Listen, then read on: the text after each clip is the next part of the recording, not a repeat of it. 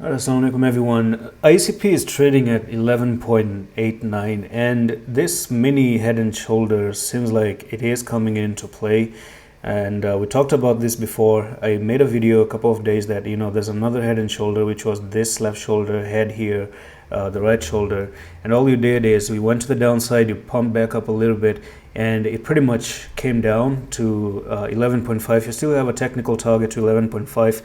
And furthermore is that this doesn't really stop right there. You still may potentially have all of this move down as your new right shoulder eventually, before you don't really break down for good and then you move to the upside. I think you have to be very, very careful if ICP makes it all the way down to 9.5. If it does come and touch 9.5, that can actually be a massive problem moving forward. Actually, even not even 9.5, but if it does end up coming and just breaking that line here, retesting, it's coming down to number one 8.2 and then eventually down to 6.166.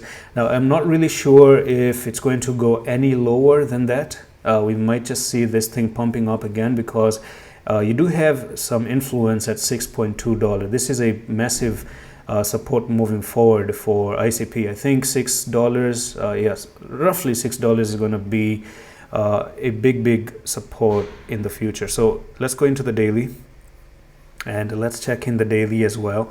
Now there is a food of thought where people may say that you have this trend line that got broken out there, and this is how it looks like. So if ICP wants to make it all the way down, perhaps it could be to 5.22. Now the thing is that if ICP doesn't become able to come down and hold 6.3, then there's one place that you must understand that ICP may turn into the biggest buying opportunity again, and that is down on the line here. So if we make it down to maybe 5.1 or eventually $5, that's the lowest I see that ICP can drop down to. So you come down here, and if this doesn't really work as your next support, then you have this trend line that you broke out of, that you never really broke.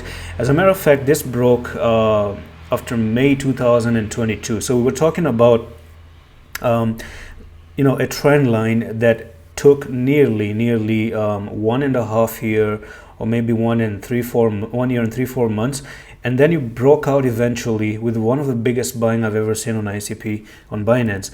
And now you're just coming down. If you do go down, lose 6.1, and then you continue all the way down, perhaps 5.1 is the best area that you could enter ICP, because that's the biggest support before you eventually don't start another push and then go up to 35 and then maybe correct from 35 down to 14 and then continue all the way, because I do see $80 becoming a very realistic technical target if you do zoom out. So I don't really consider this being a bad thing. Even I have ICP, and as a matter of fact, I'm kind of bullish on ICP on the long term.